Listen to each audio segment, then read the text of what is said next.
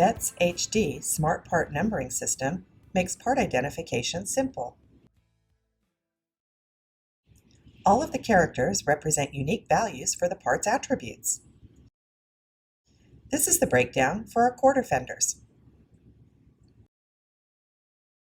The first character represents material. The second character represents the model. The third character represents the family. The fourth character represents the position of the mounting tube. The fifth character represents the mount. The sixth character represents the top flap. The seventh character represents packaging. Please note that not all permutations represent valid part numbers. In order to verify a part number, simply check the website or current parts list.